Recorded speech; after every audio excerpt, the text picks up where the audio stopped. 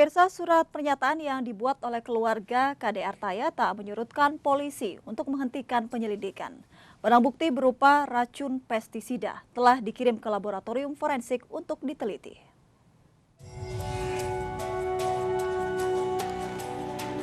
Polisi telah menerima surat pernyataan penolakan otopsi dan tak akan menuntut apapun terkait kematian Kadek Artaya sekeluarga. Keluarga mengaku telah mengikhlaskan kematian Artaya sekeluarga yang dilakukan secara tragis tersebut.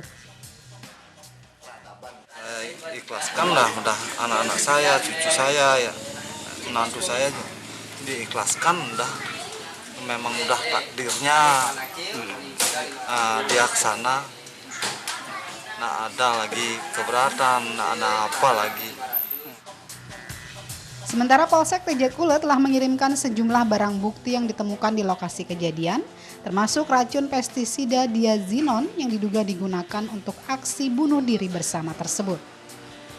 Rencana kami akan memanggil 2 saksi lagi ya, dari bidan dan dari dokternya, karena mereka yang pada saat itu juga ikut tim sebagai tim medis yang untuk melakukan pemeriksaan. Dari Buleleng, Janudin Yasin, MNC Media melaporkan.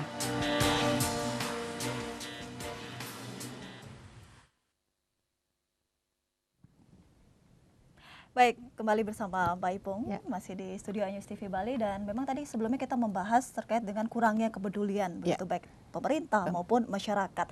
Harusnya bagaimana Mbak untuk peran dari orang-orang sekitar ini melihat kalau mungkin ada tetangga atau mungkin keluarganya yang mengalami kesulitan, kesusahan? Ya, mungkin pertama di lingkup keluarga dulu ya Mbak. Keluarga tuh paling tidak punya kepedulian yang besar terhadap bagian anggota keluarga yang lain. Kadang-kadang kan ini dan pasar kita lihat, anggaplah sekarang masyarakat tuh terlalu individualisme ya. Kadang keluarga aja kadang bisa menjadi musuh, kadang sahabat bisa menjadi saudara. Itu sudah perkembangan zaman sampai saat ini seperti itu. Nah, mari kita bangkitkan kembali kepedulian kita terhadap manusia itu sendiri, bukan hanya karena sebagai keluarga atau masyarakat yang lain. Kalau misalnya masyarakat tuh masih kayak dulu, tolong menolong, punya toleransi yang tinggi dan menyama beraya bahasa kita dulu ya. Jika kita melihat seseorang atau tetangga kita dalam keadaan tidak pernah kelihatan di keluar, kita kan selalu datang. Ada apa sih ibu bapak kok nggak pernah kelihatan ke Banjar, atau pada saat sangkep, mungkin kan pasti kalian tahu dong. Apalagi kalau bapak ibu ini sakit, kenapa sih si bapak ini nggak pernah ikut rapat atau ikut sangkep, atau ibu ini kenapa tidak pernah ikut pertemuan PKK atau anggaplah di posyandu, atau anak ini tidak pernah diajak ke posyandu atau apa. Nah itu kan rutinitas yang selalu dilakukan di setiap Banjar, di posyandu juga.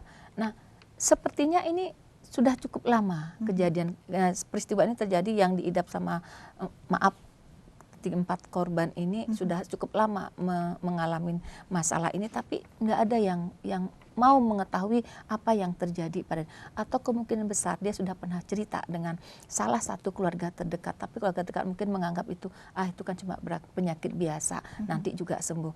Padahal sebenarnya korban ini mengetahui apa sih penyakit dia yang sebenarnya. Nah, pada saat dia bercurhat kepada bagian dari keluarga itu, tolong dong sampaikan ke atasnya, atau anggap memang dia nggak ada uang, sampai ke ketua PKK atau sampai ke kelian dinas mana naik ke perbekelnya atau kelurahnya atau sampai ke camat. Negara kan punya dana untuk itu melalui Undang-Undang Pelindungan Anak, itu banyak kok, melalui Perda juga, Perda yang buat oleh Provinsi Bali itu juga ada dana di situ, bahkan SKPD itu semua terlibat Mbak. Terakhir memang baru masyarakat. Cuma kadang-kadang bahasa birokrasi itu selalu begini Mbak. Di sini kan juga ada dong di pasal masyarakat juga harus ikut bertanggung jawab. Nah kita bicara masyarakat di sini. Masyarakat punya apa Mbak?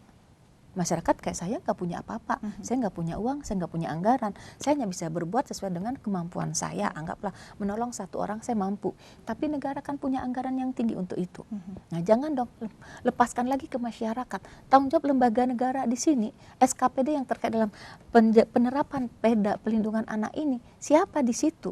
Ini ada anggaran loh Mbak dari negara, dari Pemprov juga. Ini kenapa maksimal nggak melindungi anak-anak di situ? Ya, Mbak Ipung, kembali lagi kalau kita melihat begitu kasus ini, bunuh diri dengan mengajak serta untuk anak-anak melihat korban, 2 orang korban dari Anak-anak. anak-anak, merupakan masih usia anak-anak begitu ya. Lantas untuk sudut pandang Mbak Ipung sebagai seorang pemerhati anak, untuk masa depan anak ini seperti apa? Nah, ini lagi kita balik kepada mindset orang tua. Kadang orang tua menganggap saya punya hak veto atas anak-anak saya. Itu nggak bisa lagi. Makanya kenapa Undang-Undang Pelindungan Anak Nomor 23 Tahun 2002 sampai dilahirkan. Karena terlalu banyaknya orang tua yang menganggap punya hak veto atas anaknya sendiri. Dia kadang menganggap, oh itu kan anak saya boleh dong mencabulin, bahkan saya boleh dong memperkosa, saya boleh dong menidurin. Toh dia anak saya tidak rela dia menikah dengan laki-laki lain. Bahkan hak atas hidupnya. Hak atas hidupnya tuh diambil, dirampas oleh seorang bapak atau seorang ibu. Karena aku kasih makan kamu, aku ngasih hidup kamu, aku berhak dong atas kehidupan kamu, atas kemerdekaan kamu. Nah, kenapa Undang-Undang Pelindungan sampai lahir? Karena itulah dulu terjadi.